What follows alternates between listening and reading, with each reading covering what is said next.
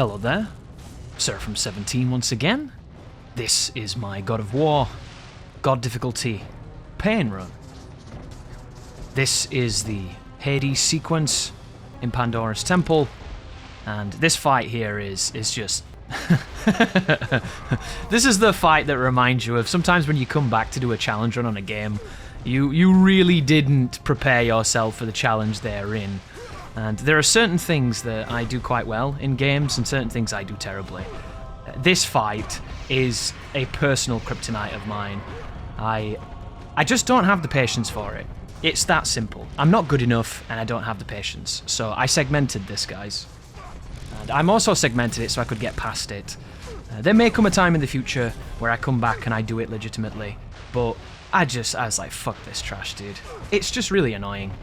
And I've watched, you know, the best players do this sequence, and I've seen what they do, and it's just really, really cool and really respectable, the kind of patience and understanding that it takes. And if I cared more about this run, I would have probably took a bit more time, but when I was recording it earlier this year, I was on a bit of a deadline, and all this just sounds like empty excuses, which it is, admittedly. But suffice to say, the Centaur creature is quite an interesting one in this game. Because in God of War, the universal safety of God of War is the block. Blocking in this series is incredibly strong, and it's one of the reasons why it got mocked a lot by some of the other high-level action game communities. We've talked about this before. This commentary for the series is all over the place, guys. I started this in January. We're now nearly in October, so we're really hitting the metrics here. But blocking is safe in God of War. You could argue sometimes it's too safe. You could do a no-blocking run, which makes it way more difficult, and then you can't have that argument, which I think is pretty cool. But fundamentally, you can block most of this game confidently. However, there's always going to be those outliers, and this is a creature that outlies that. And you have to be careful, you have to respect the Centaur, because he can do some interesting shenanigans. Fortunately, when it's not that big of a deal. And you just saw something quite interesting then, guys, where the Centaur pushed me, and Kratos recoiled, and there was blood, and it looks like damage. But if you look at the bar, it doesn't move your HP. And for a long time, when I was messing around with this fight, I was like, is this real? Is something going on here? Is this like an emulator problem? I wonder what the stats on that is. Is it giving you like 1 HP damage? Because the bar didn't move, I just assumed it was... The developers knew that push was really strong, so that they made it, like, not do any damage, but it still looks physical, you know, it still has that physicality to it. But I must admit, I had some trepidations fighting the Centaurs, and it was one of the reasons why I wasn't too fussed on segmenting it, because they're just not very fun.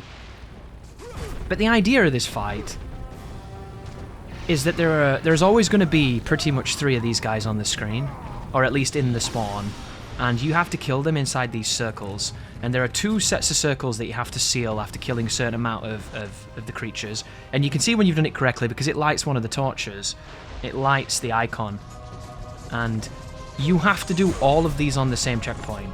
So you have to essentially kill 8 Centaurs when there are 3 attacking you at all times. They have an incredibly fast projectile, they have the capacity to do a push that stuns you, and then his buddies will beat you up. Like, there's a lot of bad things going on here. This enemy is easily one of the more tricky enemies in this game for me personally. But they don't use it that often, and I can't really get my head around that. I wonder if it's because they realised that they were such a threat, or if they just wanted it to be more special and more unique that they don't show up as often. Because there's something to be said about using your enemies and using the suite of opponents you've designed really well. And for the most, you see a lot of criticisms of God of War from these people that go back now and play it, and they're like, was God of War even any good? You know, God of War in 2023, and all these fucking stupid articles. And I just want to slap those people because it's clickbait, let's be fair. It's clickbait. They want people who like the game to click on it and be like, of course it's good. They want the people who don't know to click on it and go, I wonder if it's still good or if it was ever good. And the reality is, God of War is fucking awesome, regardless of time, regardless of year, regardless of your feelings. The game is a banger. They don't make them like they used to, and it just gets you really frustrated. But one of the things you'll notice if you watch those like retrospective reviews, like look at that, didn't it look like I just got hit? This is tilting me, this, guys. Oh, it looks so weird. And you might be thinking, oh, Chris, maybe you're using a trainer or maybe you're using a cheat engine. I can't. This is, I don't know how to do that for this. And I would tell you, you know. I would say I'm running this, I'm doing this, and every time I get hit, I reset. I'm not. I don't know how. I'm not like fucking Crazy Boy on God Hand, turning off hitboxes and shit. I'm not that much of a scumbag. But doesn't it look like you're getting whacked? It reminds me of that boss in... I started doing a no damage Pain Plus run of Ghost of Sparta.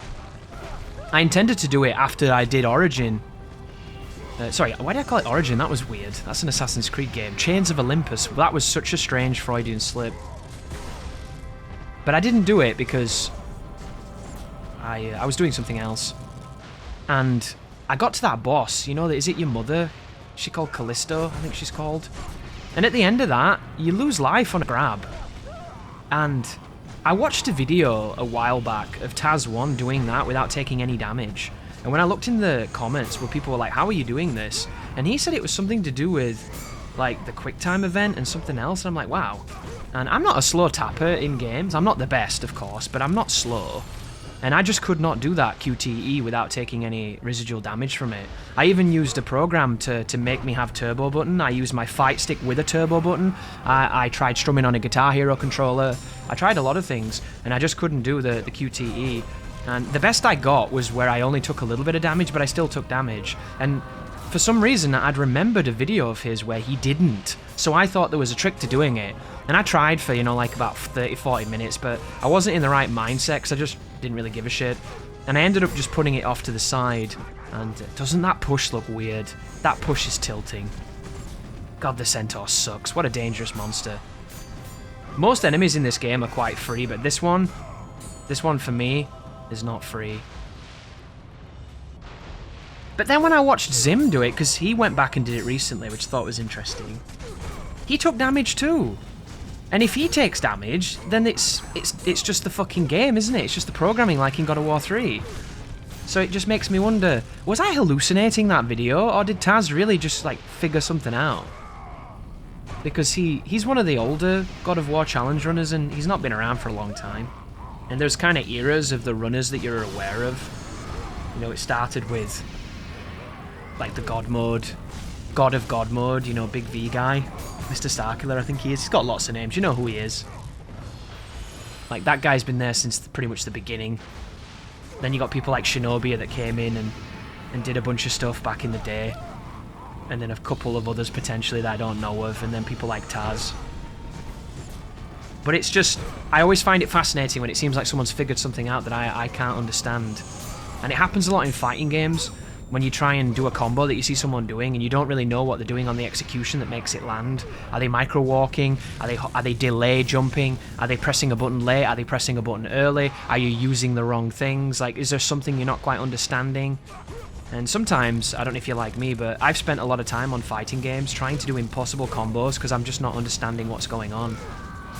And it happens a lot. It happened to me in Street Fighter 4, it happened to me in Street Fighter 5, it happened to me in Dragon Ball FighterZ. And it's only one incredibly tight combo, and I just assume my timing's bad.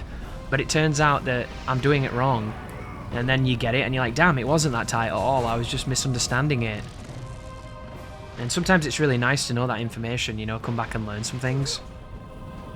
And I always want to learn things. Like, I love the idea of frame data, you know? I like having frame data for games, and I wish more people cared about getting that stuff. You know, the people who are capable of doing it, the guys who understand cheat engine and engineering and programming or whatever it is. Like, those guys come in and drop some serious wisdom on people. Because there's a huge debate right now, thanks to a game called Lies of P, over how tight a parry should be. And I think it's really funny because I've always kind of disliked that God of War's parry was so fucking easy, because it made it feel like you got it when you didn't earn it, and it also made it feel like you got it when you didn't want it.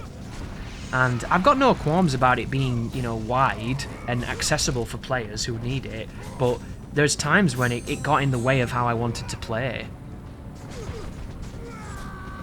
And then you think of where we are now, where all these years later, people think Sekiro is like the best parry system in the game. And it's not a very good parry system at all, really, because it's a parry system that's built on the ability to option select it. And I don't mean that in a God of War sense, where you can pick options when you grab someone. I mean that in a fighting game sense, where you can do one of two things by doing the same input, and depending on what your opponent does, depends on what you do. And it's nothing to do with you. It's like you're doubling up something to cover all your bases. And I never really liked that idea, because it kind of gets rid of the skill for me. Like, I like it when I see a player react. I like it when I see a player that knows exactly what to do in those situations, because they've put the time in. And speaking of putting the time in, we're moving into a maze area here with some archers and some of the gorgons. And this area is kind of cruel too, because you're running towards the camera and you can get cheap shot a lot. And there's no real checkpoint here at all. It's just like, well, fuck you, do it all over again. And then you can fall in the lava, which is even worse. So it's a bit of a nuisance. But the fights are cool. All the fights I don't mind at all. And I'm quite confident in my Gorgon play and fighting against the Legionnaires now. So it should just be standard par for the course. Launch them, use the plumes, hit them with, you know, Hercules Valor, hit them with Ascension, hit them with Orion's Harpoon. You know the words, guys. We transition to the next fight. And this encounter is actually kind of tricky. It's also got some really cool elements to it too, because they're combining enemies that you wouldn't think they'd put together. So you have the Gorgons and you have the Centaurs. But there is a boundary that you can exploit here, but don't get too safe, because they can still cause some havoc. And the biggest issue is the camera, really. You're going to be fighting the camera a lot. But if you can get the launch, you then go into the throw loops, and that will kind of shut down a lot of this and really lead to some fun sequences. Of course, you can use the collision to the best of your ability. You might even be able to use the Gorgon to get some cheeky petrifications, which could be quite cool, but I ended up just fighting it a standard way, and the Centaurs just take an eternity. There's quite a lot of them here, and they really do eat the spirit. Like, Hercules is having a bad day on some of these damage thresholds. And I feel like with how dangerous the Centaurs are, they could have made them a little bit more mobile, but made them a little weaker, because they're just beefy guys. I wonder if good old Dave Jaffe came back here, what he would do to the game, because I get the feeling like, as much as he was one of the driving components of making God of War, the series, and making this game, I often feel like if the director were to come back and change the original vision, they'd probably turn it into something far worse. I think there's something to be said about limitations, and I think there's something to be said about kind of just letting something be. And I write, you know, I do a lot of things that involve editing. I both video edit, I audio edit, I edit text. There's always this tendency as a creative to over-edit. And what happens is, you essentially never finish, and you just change the story. You know, it doesn't matter if it's a video, doesn't matter if it's music. You start off with something that might be good, and then through iteration and refinement, you turn it into something else that might not even be better. And then if you keep doing it, that's all you do. You just keep reinventing and reinventing, and if you never stop and you never give yourself a deadline and you never go, I'm going to do this for a week or something, and then no more, you might miss out on what it was meant to be and end up with something that's just worthless. And it's the problem, isn't it? It's that fine line between the intended vision and this overindulgence. So as much as I like the idea of, you know, Dave Jaffe coming back and doing like a remaster or something, can you imagine? And he cleans up some areas that the game could definitely need cleaning. But then you'd piss someone off, because there's always somebody that likes it. But you imagine some quality of life features, whichever one you're thinking of right now. Imagine that. It would be cool, wouldn't it? Imagine if it added some of the other stuff in the future games. You know, like an area where you can load the enemies and stuff and practice and get the numbers and things, and like a training mode similar to, I think there was something like that in God of War 2. But they could come back and do, imagine if there was like a randomizer. You know, if there was more relics that enabled you to do interesting challenge runs and things. Just coming back and doing something to make an amazing game even more fun for the people that love it. But I just honestly don't think that that's what would happen. I think they'd come back and it'd be made way easier. I think all the sequences where you die and it's kind of a bit cheap because it's old school like that, and games back in the day didn't give a fuck. I think they'd just like even that shit out. I think all the traps would be slower. I think all the damage that the traps do, they'd hurt you instead of just wiping you. Like, I feel like they'd cut his fucking balls off. Kratos would just get completely castrated and the game would just be this weird faux version of itself. It's interesting, isn't it? Because I'm all for player choice, me, dude. It's the reason I like save states. And it's something PC has had for so long, and then consoles kinda... I don't know if they couldn't formulate how to do it with the hardware, but they moved away from that and they moved towards checkpoints. And then the sad thing about checkpoints is you are beholden to the developers and the designers to understand what makes a checkpoint meaningful and enjoyable and challenging. And some people think challenge is no checkpoints, which I think is fucking stupid. I think it's the worst way of doing it. And the reason that I think that the save systems are just better is that the player that likes Iron Man, the player that likes endurance, that wants to come in here and do the whole game on single segment, they can do that. You know, just don't save. Whereas the player that likes to just break everything down, like, you know those Resident Evil players?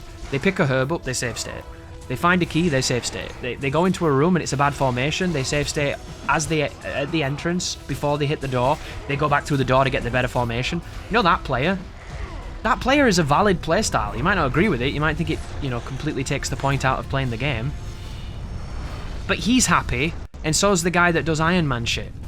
So everyone is happy that way instead of being at the mercy of, like, the worst checkpoints in the world. And this game is 20 years old, pretty much, and it has pretty good checkpoints. They're fair enough that you can tell they put some thought into it. There are some moments where you go, this is really hard, why is it not better? And this is really easy and it has more checkpoints. But fundamentally, they designed it to be beaten and for it to resist enough to force you to learn to play. And I think it's really good. Something I don't understand, though, is this. For some reason, it seems like the collision here is different. This is the kind of thing that, you know, Zim and Big V would probably understand. There's a property going on that makes this guy have like 1,000,000 HP. And I don't know if it's because the developers want you to crush him with the thing, but for some reason, this guy takes like infinite harpoons, and I don't really know why. He seems to be this anomalous guy, and you can tell I'm kind of weirded out because I don't know why that took so long. When you play under these restrictions and you only have certain moves, you get really used to when people should die, and that guy just feels like he's God. And who knows, maybe that's just how long they take and I've not noticed, but that guy didn't take that many, did he? I don't know what's going on. Interesting though that happens.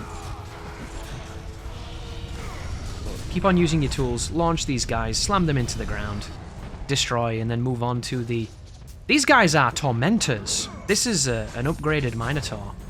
And the thing that's really interesting about this fella is the guaranteed launch stuff isn't guaranteed anymore. So the only real guaranteed launch you'll get outside of him letting you do it is when he spawns. And up until that point, you have to kind of react to him. And he just doesn't want to play the game. Look at this dude, he's tough as nails. But he has the... There we go, we bounced him then. This guy can't hit you though if you block. The only thing it can do that can go through your guard, I think, is at range when it does the shockwave. And if you're close enough, it doesn't matter. The strategy here, guys, you want to wait till you get a launch, and then when you do, manipulate Orion's harpoon and throw them out. Kill them instantly. Then when the archers spawn, use the archers to hurt the Minotaurs, because that's what they're for. They're essentially a free rocket launcher. Because this move, this throw in this game, is so much stronger than I remember when I was younger. I just didn't cotton on to how strong that throw was, but it's fantastic. I was too busy, like, doing Plume of Prometheus and shit. But, like, look at this. If you get the square triangle launch like that, you can react and then dump them out into the instant death. Ring out! And there it is. We got a launch, but sadly, I think I pressed circle too quickly, so instead of doing an Orion's harpoon, I did a grab. But all you do is you hit confirm, and then you... Oh wow, he fell through the floor, that was handy. I'm glad I got that on camera, that was weird. But if you're used to just launching Minotaurs guaranteed, those guys are going to tell you that that doesn't happen anymore. Doesn't mean you can't launch them, just means that they're a cunt about it. And then we have another one of these sequences, And for anyone who's really interested in getting better at God of War, guys, and you want to push this game and you want to really do some hard shit, I know I've talked about this guy a lot and I should probably just marry him, but sadly he turned me down. Zim's channel is the place to learn all the super nuanced, great spacing, like great understanding, spawns, boundaries, metrics, everything. If you want to learn how to elegantly do these ropes, go watch him, you know. The problem when I make these videos, guys, is I don't want to watch someone else and copy what they do. I want to try and come up with something myself and feel like I've earned it, and then when I look at other people, if we do the same things, it's fate, it's serendipity. Usually, we don't do the same things. And that's what makes YouTube so fun, you know? You never know how someone's going to play, you never know what you're going to learn. And it's all about sharing that knowledge and sharing those experiences. And I think that's what makes this meaningful, because, you know, I don't think I can make the best God of War content on the internet, but I can definitely have a lot of fun with the game that I love, and that to me is meaningful. This is a really hard fight as well. This one was super tough, but I'm glad that I struggled here, because I feel like I learned a lot. And the one thing I learned was that the staying near this chest for the camera manipulation is really handy.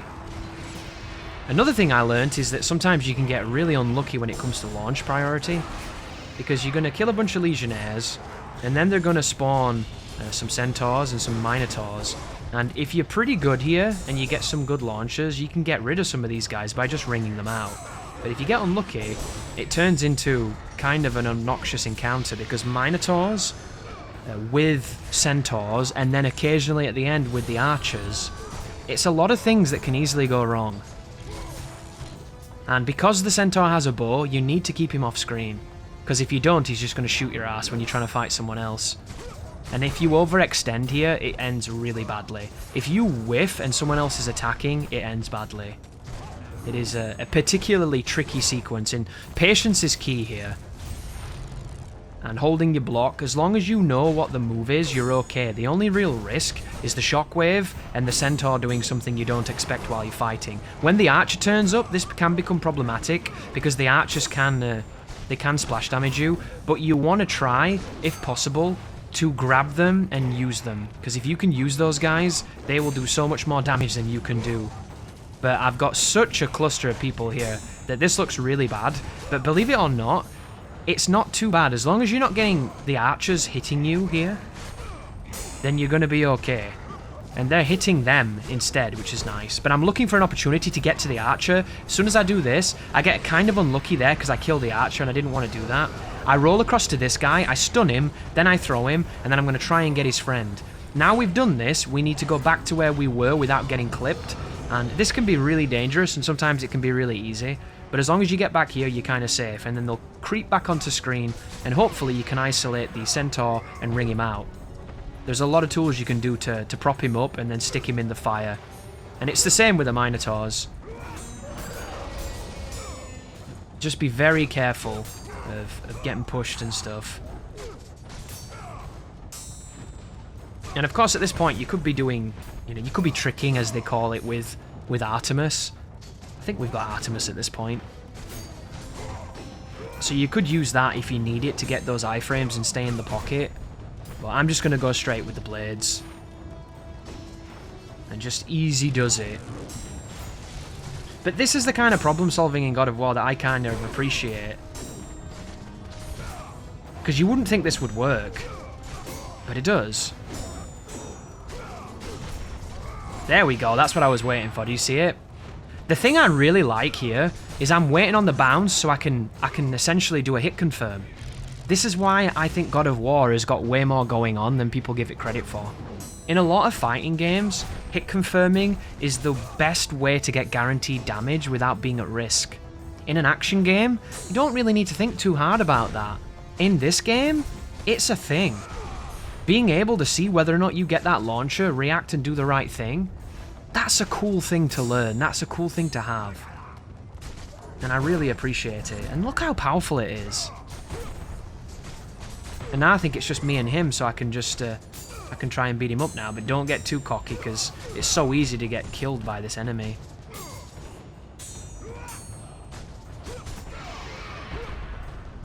Oh, sad. We missed the Orion.